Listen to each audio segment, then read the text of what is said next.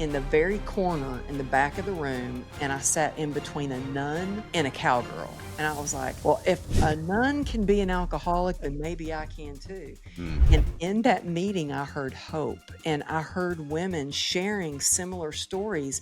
And you know what? I saw light in them and joy from them, and them laughing at situations that were like, they could laugh about times, horrible things that they did, that they didn't have any shame. When we can shine a light on shame, it disappears. And so I think when you get radically honest with yourself, you ask for help, and you're vulnerable, there is strength in that. And that is how you will be able to persevere. You will get your life, the life of your dreams.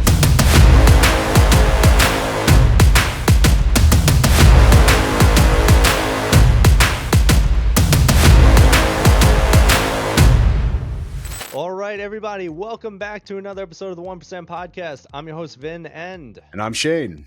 And today we are joined by my main woman, Amberly. Amberly, how you doing? Hey, I'm so glad. I always am so happy when I get to see you. And Shane, it's awesome to meet you. So thank you so much for having me. Of course. I thought that we needed to share your message with the world, which is all about joy. But I will let you tell the listeners what your story is. What are you currently working on? What are you excited about? And then we'll go from there. So Amberly, please, the stage is yours. Yeah, well, as you can see, I've got lots of joy going on right now. I just got my new book, Joy Through the Journey. And my swag hats say joy. And I was really inspired to write this book. This is my second book. I wrote a book called True Grit and Grace after I had a horrific motorcycle accident where I really resonate with your 1%, because when I was rushed to the hospital, put in induced coma, the first thing I learned when I woke up out of a coma was they said, "I'm so sorry, we need to amputate your leg. There's nothing we can do for you. This is a war wound.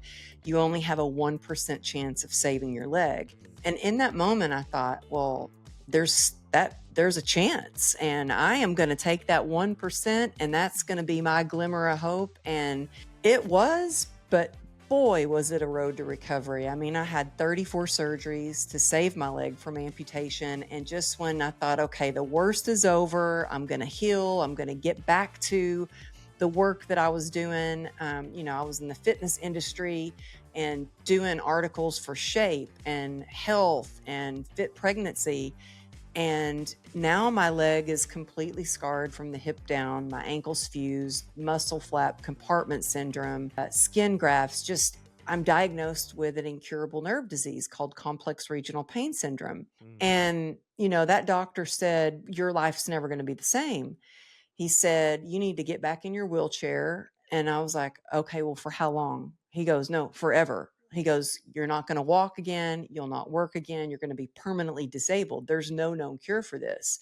And in that moment, I thought, well, that is just not the life that I've imagined for myself. And believe me, it's taken a lot of grit. And by the grace of God, I am able to walk. In fact, I can dance. That's what inspired me to write the book, True Grit and Grace. And it was more of a memoir meant to inspire, but I felt called to write this book that's been on my heart for years, because so oftentimes we think that we have to wait for the perfect circumstances to have joy. And it's not really about that. And what I've learned is that it's choosing gratitude and embracing purpose. And that's how we spark more joy into our life. It's in the destination. It's not when we achieve this award, or our business hits this goal, or we make this money, or we marry the perfect spouse. It is choosing that gratitude in the moment, even when we're, experiencing life's ups and downs or get knocked off of our feet. I mean, literally this past year, I was knocked off my feet. I was actually back in a wheelchair this last year after a medical treatment that went wrong for complex regional pain syndrome. And so I wanted to write this next book to show that pain and joy can actually coexist, and we choose to build upon the joy. Wow. I love that. Yeah. My mom has a very rare case called trigeminal neuralgia. and it affects the facial nerve tissue of her face. And she's been dealing with this for almost a decade, the better side of a decade, unfortunately. And Oh my goodness. I've she heard of that. she's gone through multiple surgeries and, I mean, laser treatments, and unfortunately it just keeps coming and coming to the point where she gets these facial attacks where you can see these like convulsions that are happening with her face. Mm. And she takes CBD cream. She doesn't want to take any pills. She doesn't want to smoke any weed or anything like that. And she embraces through the pain because there's nothing else to do. She's like, I don't want to give up. This is my life. I have to accept it. I've done everything I can. She's actually overseeing a women's group who's also doing trigeminal neuralgia. And that's kind of what fuels her, right? To kind of just live it out. So your story just really resonated with me and my family, and, what's going on with my mom, as how her bright side, her joy, her vision of how she sees life. There's no other way to look at it. Just wanted to say thank you for sharing your story. Just wanted to share a little bit about, what we've been going through internally as well.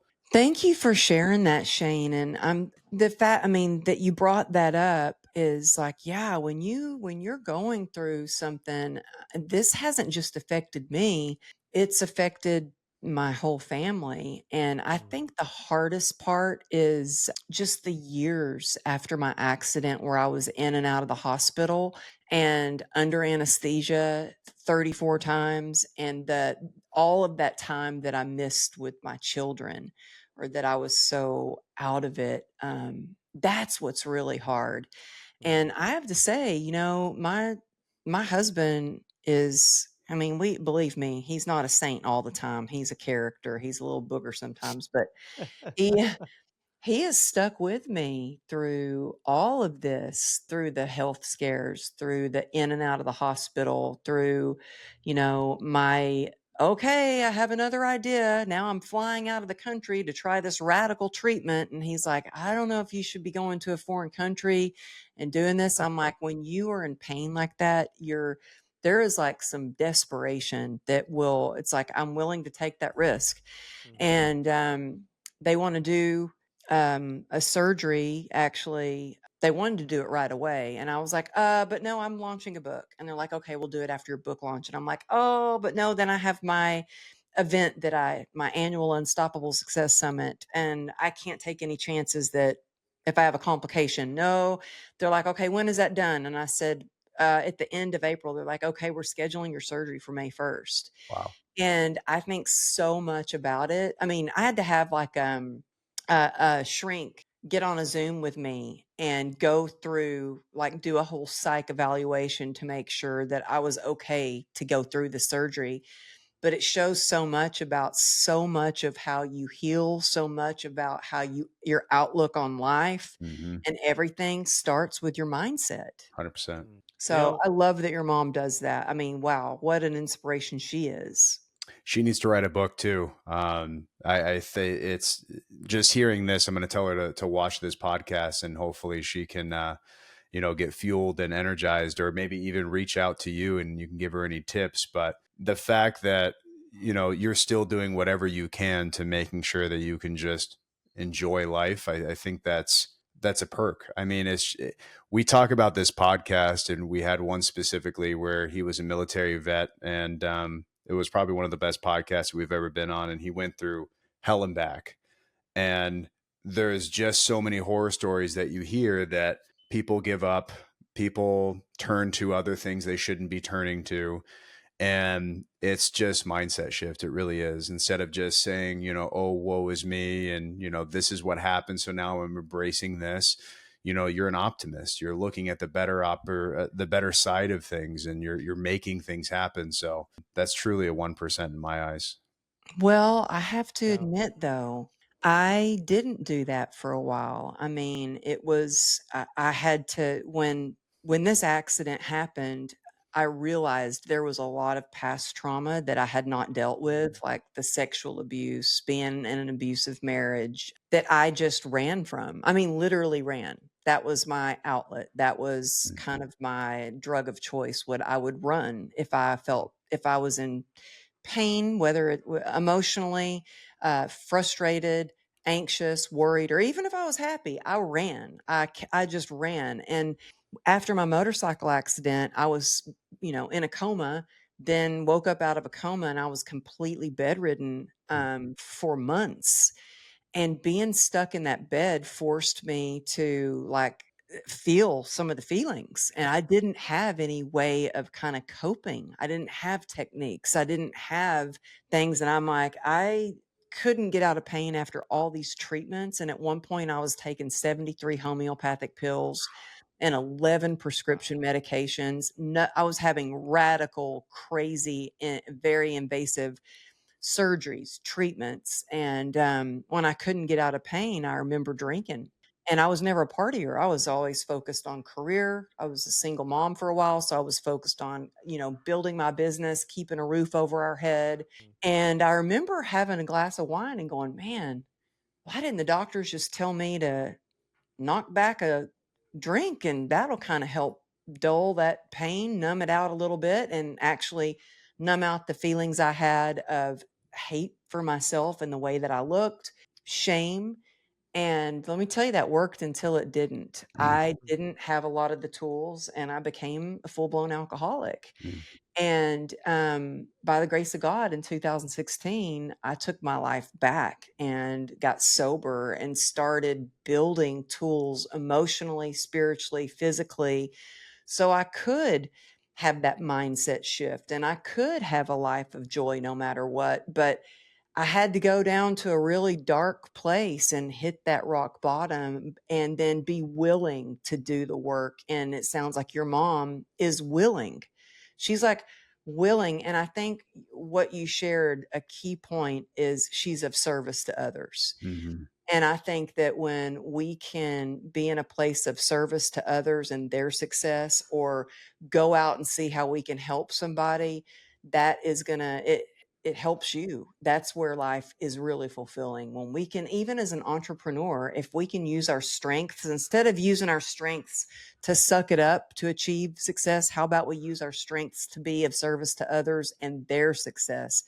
That to me is what brings me joy. That's what brings me fulfillment. it's that story. Sorry, Ben. It's just, me and Amberly talking here, but that story just resonates so much. Trust me, it wasn't all sunshine and rainbows with my mom either, and experiencing some of those as well.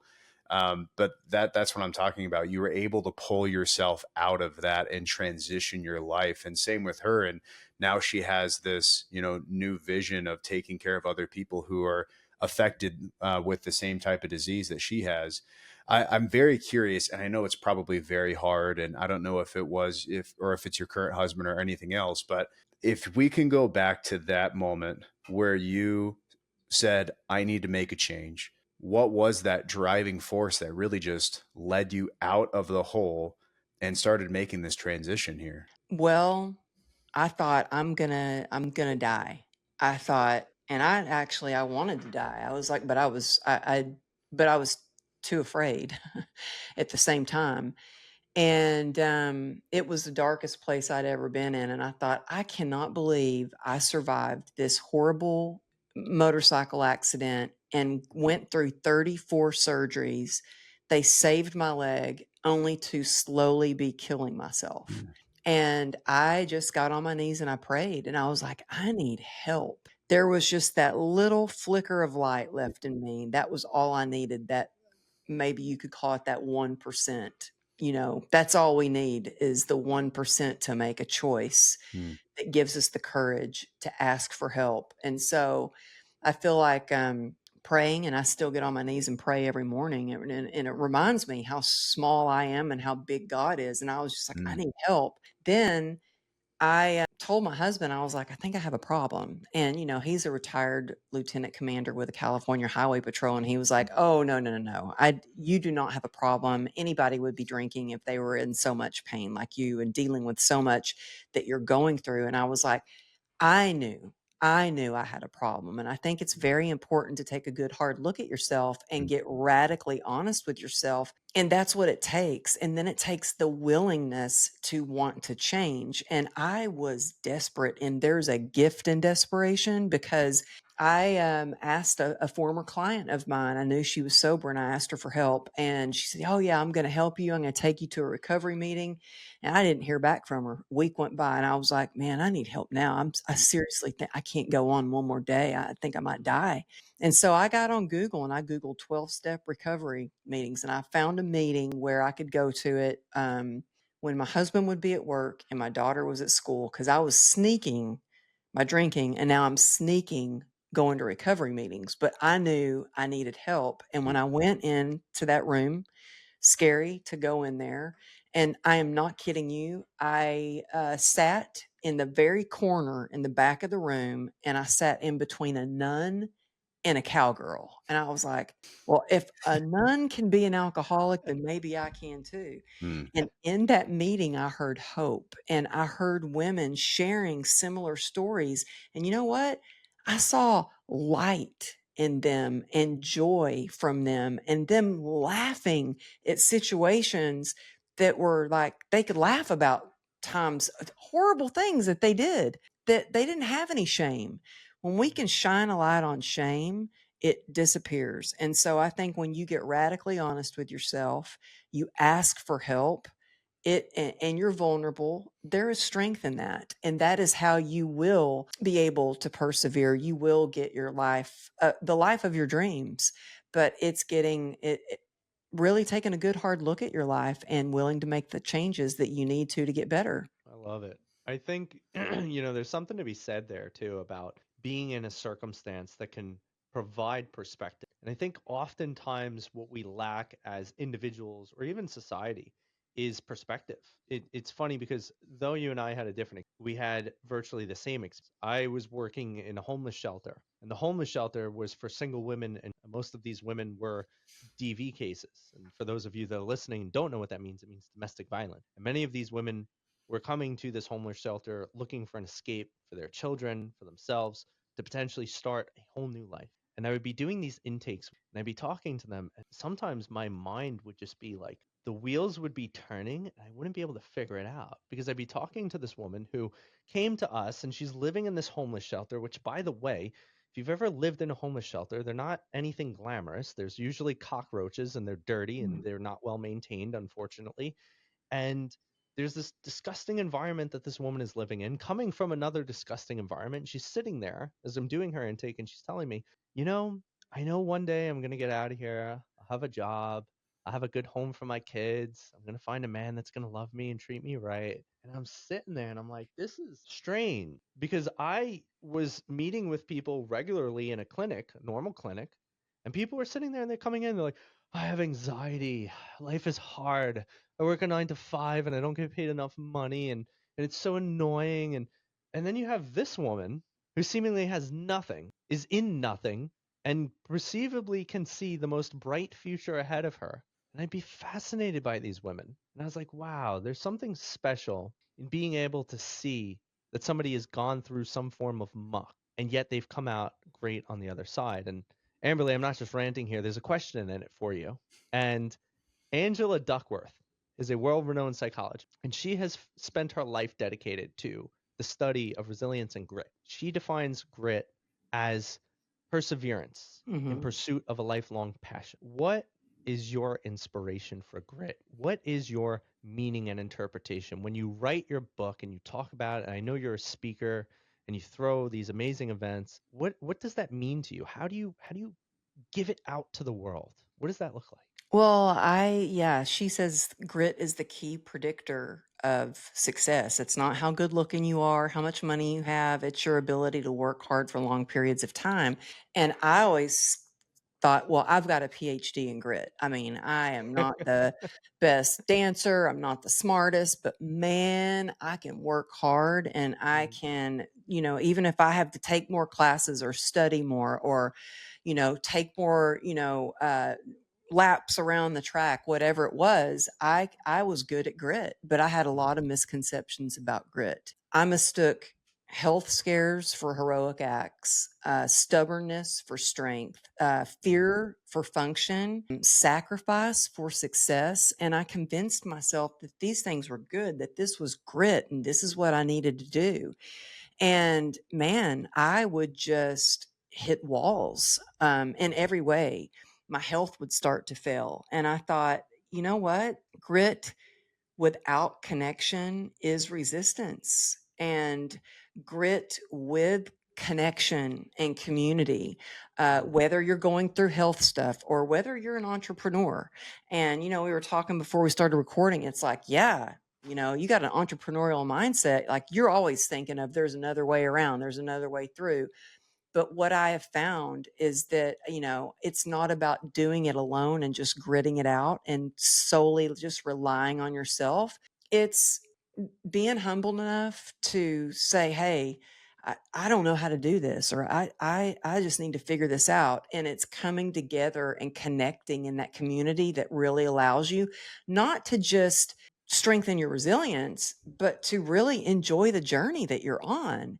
And so that's why I am so about like the importance of mentors and masterminds and coaches and getting in the room. And I don't know if people realize just how much it can time collapse your goals. It can just elevate you in every way, is just getting in the room, connecting with the right people, listening to the right podcast, and not doing it alone. I love it. It's about bringing in, is if I'm hearing what you're saying, it's about bringing in the things that maybe you don't otherwise have access to, and figuring out creative ways to be able to get into those spaces where you can collapse time frames and you can condense information to what's relevant and what's needed, right? That's the big conversation that I think a lot of people maybe are hesitant to have. There's so many coaches, there's so many events. How should somebody go about choosing a coach or an event or a master? Like how do people figure out how to get involved in these? Well, I think it's super important to go to someone who's achieved the things that you want to achieve. Mm, If you want to write a book and you're like, I don't know where to start, what kind of publisher do I get? Don't go to somebody who hasn't written a book. My friend Greg Reed always says, seek counsel, not opinion, because everybody's going to have an opinion. But when you go to somebody who has written a book, they've become a best-selling author, you're going to get counsel. They're going to be able to offer you great, solid advice. It was like, I remember when I wanted to write my first book, and this is like 7 years ago, I didn't even own a computer. And people that had never written a book were like, oh, you're the fitness girl. No, you don't even own a computer. Like, you don't have a college education. How are you going to write a book? Like, good luck. And so I was like, oh, I'm definitely going to write a book now. If you're telling me I can't do it, that's exactly what I am going to do. And so I hand wrote like 90% of the book, bought a laptop, typed it up, got a publisher. It launched on the Today Show and became a bestseller. And I'm only saying that because if somebody like me can do that, then 81% of people want to write a book. 1% of people actually write a book, but this is your sign to just write the darn book. But pick a coach or somebody that can guide you. They can teach you about like hybrid publishing, traditional publishing, self-publishing, publicists. Do you need one? Like, should you do a podcast tour? All the things. If you've got a coach, make sure that coach really has a successful business and they can actually give you the steps and tangible tools. They're not just posting themselves with their fancy Rolex or next to their jet or their car. Like, really go to other people and say, hey, I'm thinking about coaching with Amberly. What were your results? Or I'm thinking about joining her mastermind. I just told somebody yesterday, I said, you know what? Go to any of the ladies that I follow on my Unstoppable Life Women page, because they're all people that are in my mastermind. Go to them and ask them, hey, what has this mastermind helped you achieve? What have you accomplished? Because I think it's important, because I just got off a call with my friend Kerry Jack. And if you don't know him, I've got to introduce y'all. He's amazing. We were talking. He's like, yeah, there's a lot of BS in the industry. And my husband said the same thing. He's like, I have never seen so much BS in other than the industry that you've been in. And I'm like, there is. So make sure they're legit. Do your homework, because I can't tell you, and I'm sure a lot of entrepreneurs out there have experienced the same thing, but I've paid a lot of money to a coach before that I didn't get anything out of it. Seems to be Win the win. ongoing thing for coaches. That's probably Vin's favorite subject to talk about on this podcast is about fake coaches. They're full of shitters. Well, I mean, Yeah. It's everybody can crazy coach. though. I'm talking like thousands of dollars. I'm Oh like, yeah, wait a minute. You did what? yeah. The vetting process there. I mean, learn from all of our mistakes. We've all hired those coaches. Do your vetting process. If they've been exactly where you want to be and they have the steps to get you there, there's your coach. Mm-hmm. Amberly, I really want to talk about your mastermind that you're currently in. Can you tell me a little bit more about that? Yeah, well, and I will say, like, I have a mentor and I mentor people. I've got a coach and I coach people. And I'm actually in two masterminds and I run my own mastermind and it's called Unstoppable Life Mastermind. And it is for women. I love it. It's my favorite thing that I do. Because it's for women and I get to help them start their podcast, expand their brand, increase their influence and Mm, impact so they can make a bigger income, help them with their books, help them. Just some of them, I'm like, okay, I need to come have you sit with me at the house and really teach you how to use your Instagram. Mm, Cause I've got, ladies like, well, that's before my time. And I'm like, yeah, I didn't have Instagram it's an excuse. and use it as your business strategy. And if it's important to you, you'll make time for it. And mm. so I love when I have women that are willing to grow and collaborate and learn and do the work. Mm, I love it. And You know, yeah, and really teaching them and then you're coming to my event. I can't wait to see you. But I put my mastermind members on stage because I don't want to just teach them how to speak. I give them a platform and say, mm. okay, here's your chance to rock the stage. Get pictures of yourself on stage, get video of yourself speaking.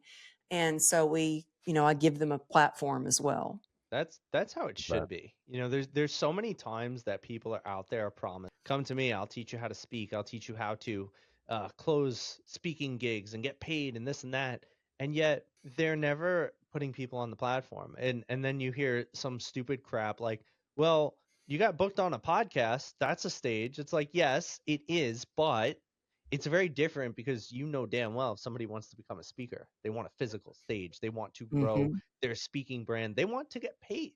And a lot of podcasts will not pay you, but you can very much get paid if you're on stages. So I love what you're doing because I mean, you said it best before. You're not just talking about it, you're being about it. And in being about it, you're able to provide a more authentic and genuine experience. So I know we're getting really close to the end and we have a few more questions for you. But before we do get to those last two questions, I just want to ask about your new book that you wrote, Joy. Can you tell the audience what it's about and how did that transition from grit and grace into joy? Oh my goodness. Yes. I have joy all around me because I got books delivered for my event. So I ordered a bunch of books for the event. And so I've got boxes of joy swag and joy books and True Grit and Grace was a memoir meant to inspire. And this book is really a self-help book with actionable steps to mm, take. I share raw, real vulnerable stories because I want people to know that no, life's not perfect for me. I've done some things that I'm embarrassed about. I've hit rock bottom. I have messed up. I've failed, but there are ways to get back up, rise up, and spark joy. And so the book comes out February 11th, and this book is so different because I'm doing a book club because I know the importance of connection and community. So Mm, if you get the book at go.amberlylago.com/joy, you can also join the free book club and we can keep ourselves accountable and read together, spark joy together, just connect. I'll be sharing insights and giving away goodies, swag at each gathering. And I decided yesterday that I'm going to do a virtual book launch party. So I'm going to be doing giveaways for that too. So I'm going to be sharing some upcoming details and exciting news. And I'm going to be giving away everything from pins, hoodies, hats, gold necklaces that mm. say choose joy on one side nice. and unstoppable on the other. And this is the big thing. I'm giving away a mastermind membership, which is a year-long experience. So giving all that away at my virtual party. I want to come together and have some fun. So yeah, I'm excited about it. I'm like, oh my goodness, it was going to be due in like launch in March, and the publisher was like, we want to get this out as fast as we can. We need more joy in the world. Can we move it to February? And I'm like, oh my goodness, it's already February. It's coming around. So yeah. Can you give people one quick insight of what's something they could do right here, right now? Like for the listeners who tuned into this podcast to listen specifically to you, what would be one thing you could tell them that they could do to give themselves more joy in their life? Oh, I would say especially for like all the entrepreneurs that listen to the show, but whether you're an entrepreneur or you're a stay-at-home mom or dad chasing kids around the house, really practice self-care. And I'm not Mm, talking about just yoga or meditation. I'm talking about create a life that you don't want to escape from. Mm. So that starts with taking a good hard look at your life. What are your values and what are the things that bring you joy, and start adding those into your life. And I will say one other quick thing: gratitude. When you cultivate gratitude, it brings you joy. And then I guess one other thing, make a yeah. habit of, there's so many things in the book that I want to share, but make a habit of doing what I call joy spotting. So that trains your mind to be more resilient, to focus on the positive. And when you're hunting and searching for the good, you're going to see more good in your life. And so I'm like, you know what? I need to go out and do some joy spotting, which means I just need to feel the sun on my face, or I need to rock out to some AC/DC, or I need to Mm, sing along to some gospel music, like dance, whatever brings you joy, and do more of that to start bringing joy into your life today. I love it. You know, Me too. some people, there's that saying, right, where they say it's all sizzle, no steak. You brought the steak and the sizzle. So I Oh, sh- thank you. That's a good one. I like that. That's so funny because, speakers call it a sizzle reel. And I said, no, I want this to be a steak reel. there you I go. want the Mhm. steak reel. There you go. I love Steak it. reel. So, Amberly, we're coming up to the end here. We do have those two great last questions for you. One of them being the whole premise of this show. We started the 1% podcast with the ideology that it's not about being a billionaire. It's about how do you strive to achieve a 1% mindset, a 1% lifestyle? What is that thing you're working on to excel greatly in and go further than maybe most people have ever dared to go? And so the question to you is, what is your version of a 1%?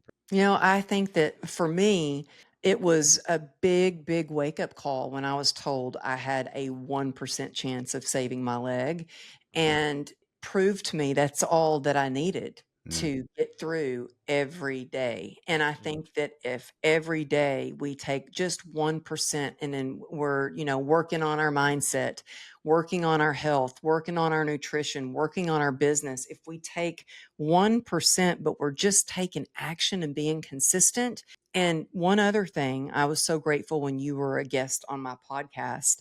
I've had people ask me, how do you have a top 1% podcast on Apple?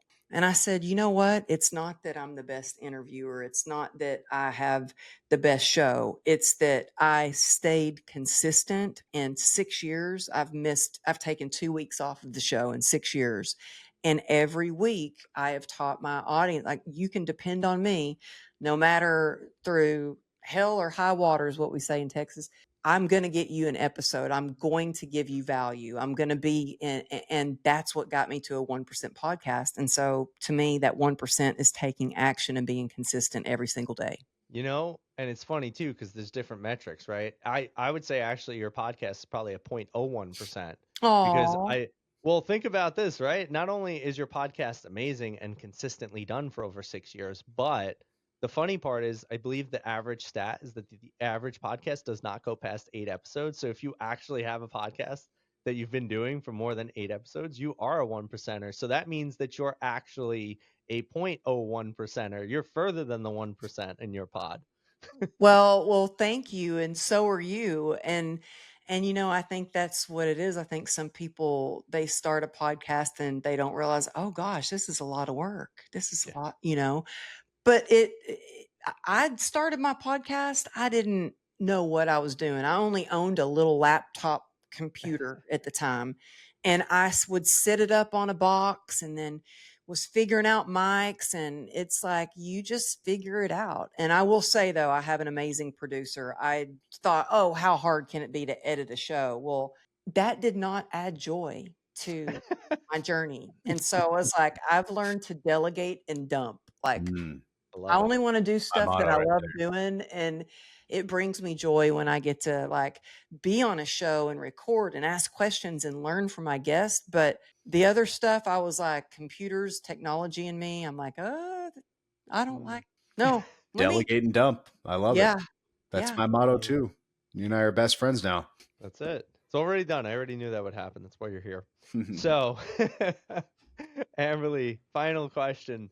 Where can the listeners connect with you? You got a lot of great things going on. You got the book launch, you got the event. You know, how can people find you, follow you, or get involved in anything you have doing? Where can they sign up or get more info? Or hell, maybe they heard you and loved you. How could they just start working with you immediately? Tell the audience what to do Oh, and where to do it. thank you. Well, ever since I met you, you know, I was like, oh man, I love you. I'm so glad we got connected because we just talked. I was like, you are my people.